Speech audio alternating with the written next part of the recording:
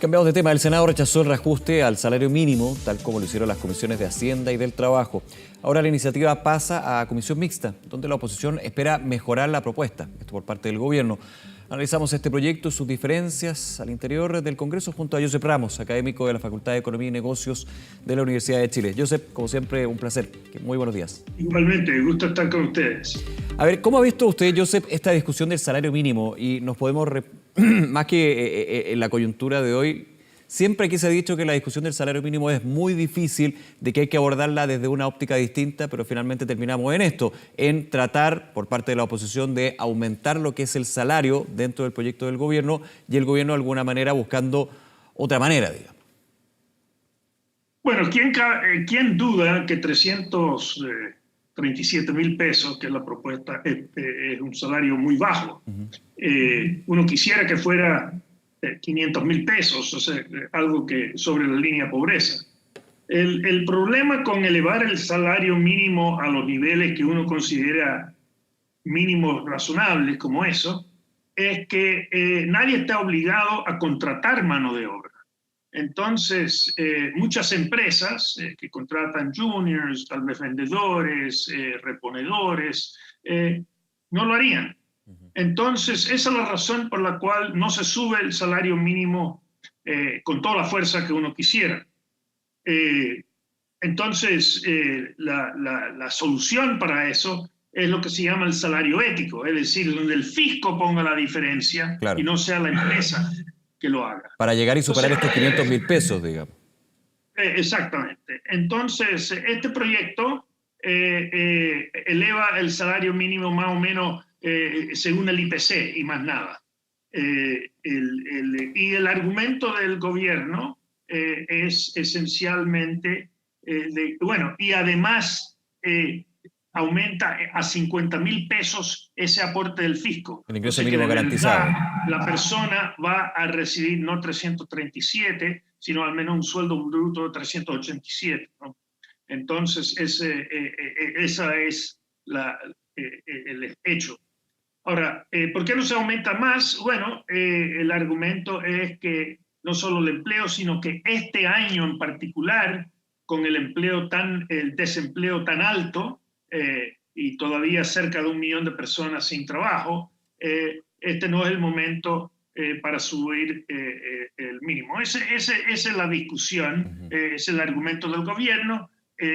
La oposición cree que el aumento es insuficiente, obviamente lo es, pero ¿cómo conciliar el empleo que uno quiere que repunte y el salario mínimo que uno quisiera que fuera más alto?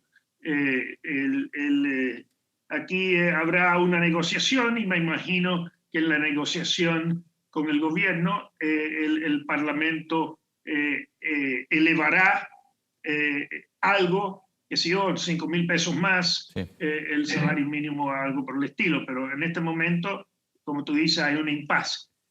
Josep, y de hecho hemos tenido muchas conversaciones sobre el trámite legislativo del salario mínimo y presidentes de la Comisión de Trabajo, de Hacienda, de la Cámara, del Senado, recuerdo yo en conversaciones nos decían, bueno, finalmente aquí lo que hace la oposición es rechazar para aumentar el monto.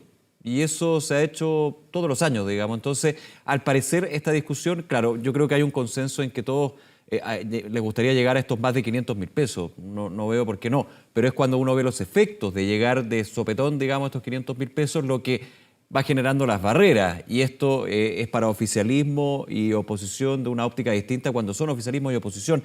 ¿Usted ve alguna forma de cambiar esta forma de ver el salario mínimo? Más que verlo, porque está claro que el sueldo ético debería ser la meta acá, pero de alguna manera de ir discutiendo año a año. Yo pongo el ejemplo también del ingreso mínimo garantizado, que es lo que el gobierno, de hecho, modificó dentro de su última propuesta. Y muchos decían, bueno, ese ingreso mínimo garantizado es solamente una parte, no estamos atacando el tema de fondo, que es que los salarios en Chile son bajos. Bueno, es que los salarios están bajos porque la productividad de mucha gente es baja. O sea, esa es la razón por la cual los salarios están bajos. Y debo decir, la mayor parte de las empresas que pagan salario en torno al mínimo son las pymes, es la agricultura, o sea, no son sectores de las grandes empresas. Algunas pagarán el mínimo, pero la mayoría en estos sectores. Y esos sectores la productividad es baja. Entonces, si uno sube el salario, hay mucha gente que no van a contratar. O sea, esa es la discusión. Claro. Por consiguiente, creo yo que la forma definitiva de abordar este tema es con un salario ético, es decir, que el fisco ponga la diferencia. Ahí el trabajador recibe lo que uno considera un mínimo digno, digamos 500.000 pesos, pero a la empresa no le cuesta eso. Claro. Ahora, con eso se soluciona el tema del empleo, pero hay un costo fiscal alto. O sea, subir el ingreso mínimo de los 50.000 pesos actuales a llevarlo a 500.000 puede ser 5.000, 6.000 millones de dólares, 2 puntos del PIB. Y esa es la razón por la cual, entre otras, la presidenta Bachelet, cuando tuvo la oportunidad, optó por no hacerlo. Ese es el punto finalmente. Aquí hay que, pan pan vino vino, digamos, si se quiera llegar a 500.000 pesos o sobre 500.000 pesos, este sueldo ético, sostenible también, se decía en algún minuto, hay que aplicar, hay que echar mano al fisco, digamos. Y aquí usted dice, Joseph, una cuantificación muy relevante, son casi 5.000 millones de dólares, 2 puntos del PIB. O sea, no estamos hablando de montos. Claro, dentro de todo lo que ha sido ayudas, beneficios estatales, que hemos estado hablando de planes económicos durante este tiempo de pandemia, se habla de 10.000, 11.000, 12.000 millones de dólares, pero aquí estamos hablando de un poco más o menos la mitad para un tema tan relevante como es el sueldo, como el salario en Chile. Y para un tema permanente. Y permanente, o sea, no es estacional. Que las ayudas de la pandemia se acaban con la pandemia. Claro. Pero el sueldo ético es algo que perdurará en el tiempo, no pagarlo por un año, es pagarlo para siempre. Y eso es unos 2 puntos del PIB cada año. Ese es el punto, es una reforma permanente, no es una ayuda, quiero decir estacional, pero desde el minuto de la pandemia. Y aquí hay un punto relevante, muchas veces se ha dicho, bueno, si se tiene que incurrir ese gasto fiscal, finalmente es más el beneficio que el gasto que se obtiene en términos de que va atacando en profundidad el mercado laboral.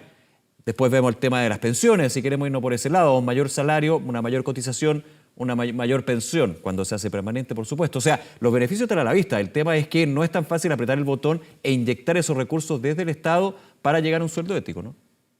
Bueno, así es. Esa es la razón por la cual nos ha hecho. O sea, hay estos 50.000 pesos, o bueno, 40.000 hasta ahora, sí, era un paso en esa dirección, ¿no? O sea, uno podría decir el sueldo ético hoy día con la propuesta del gobierno es 387.000, no 337, pero queda mucho para llegar a 500.000. Y eso yo creo que es una meta al cual, bueno, este gobierno no, pero el próximo gobierno debería de apuntar. Ahora, como tú dices, el fisco tiene muchas demandas. Tiene demanda de pensiones, tiene demanda de mejor salud, tiene demanda de obras públicas. Entonces, cuando uno pone todo eso en la juguera, eso es lo que frena el alza a los 500.000 pesos.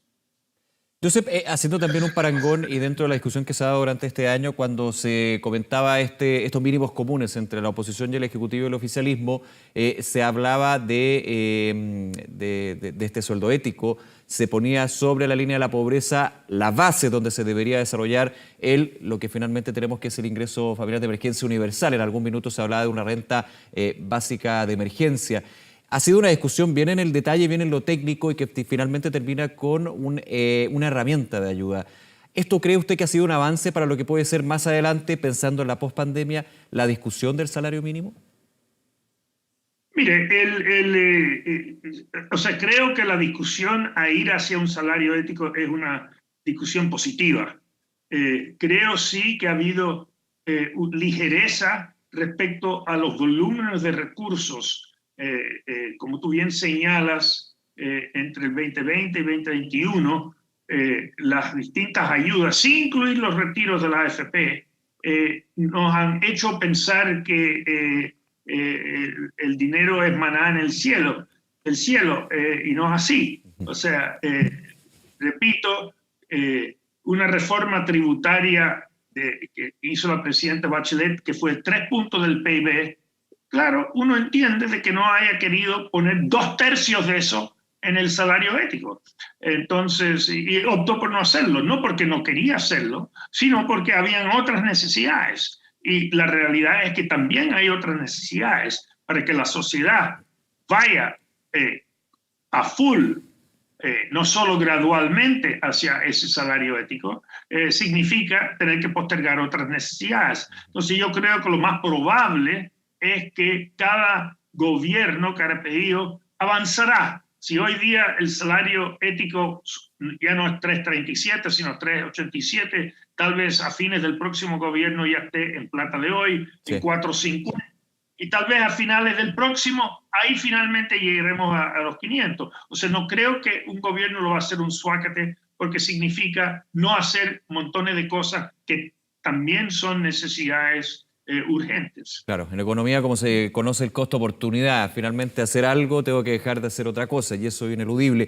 Usted, Joseph, habla mucho de el próximo gobierno, y es evidente, porque esto del salario mínimo es una política pública que trasciende los gobiernos, pero ya en los candidatos presidenciales, por lo menos los que van a la primaria legal, hemos visto definiciones con respecto al salario mínimo. En el caso de Daniel Jadwe habla de llegar a los 567.000 pesos. En el caso de Joaquín Lavín habla de 500.000 pesos de salario mínimo. Estoy hablando de dos de distintos candidatos para, de alguna manera, ver también las antípodas políticas. ¿Cómo usted ha visto, en términos de los programas económicos de los candidatos hasta el minuto, esta discusión sobre el salario mínimo, que finalmente apunta también a eventuales reformas tributarias, eventuales reasignaciones y, por sobre todo, ya poner una base a lo que tiene que ser el sueldo mínimo o ético en este caso? Vi que en el programa de Lavín, o sea, la única parte del programa económico que yo he visto de Joaquín Lavín es esa propuesta de 500.000 pesos que yo interpreto como el salario ético, o sea, de que él quiere subir el salario ético, esta diferencia, hasta los 500.000 pesos. Él no entra en los detalles de financiamiento. Que los temas están en los detalles finalmente, ¿no?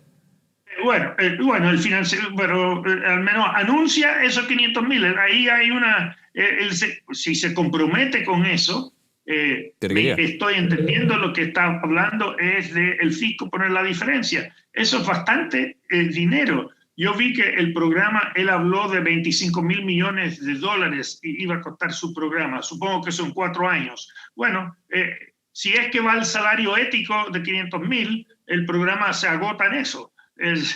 No sé qué, porque cada año será cerca de 6.000 millones de dólares. Ya. Entonces, usted dice que no le quedaría a un presidente, Joaquín Lavín, no le quedaría más recursos para otras políticas públicas. Finalmente se destinaría solamente en el tema salario mínimo, o gran parte.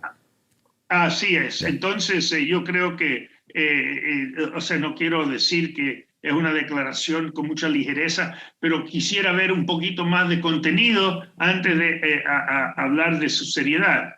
En el caso del candidato Jadwe, en cambio, sí ha habido muchísimo más detalle. Tiene 200 páginas de programa y en este acápite habla como que las empresas grandes van a pagar ese salario mínimo que estamos hablando. Claro, repartiendo el 30% de las utilidades. Y de hecho las empresas grandes, pero ayer en el debate presidencial habló de todas las empresas, hasta las pymes también. Sí, bueno, pero no, eso en cuanto a... Sí, pero perdón. No se preocupe. El punto al que iba era, en cuanto al salario mínimo, estaba hablando de que el gobierno iba a subsidiar a las pymes en esta cosa del salario ético. O sea, que ellos iban a recibir ayuda, no las grandes. O sea, en otras palabras, lo que dejó entrever es que el salario mínimo va a ser, que yo me olvido la cifra, 500.000 pesos, 550.000 pesos, pero eso solo las grandes la van a tener que pagar, las pymes van a recibir un subsidio para eso. Entonces, si yo lo entiendo bien, está diciendo que el grueso va a ser subsidio, la mayoría de las empresas, y solo unas cuantas van a tener que pagar el mínimo directamente, es haciendo las empresas grandes. Claro. Josep Ramos, se nos acaba el tiempo, pero como siempre, muchísimas gracias por acompañarnos, por ir analizando. Terminamos hablando de los programas económicos de algunos candidatos, por supuesto, es un tema también que vamos a estar hablando más adelante. Gracias, un abrazo, que esté muy bien. Igualmente. Hasta luego. Gusto en saludarlos.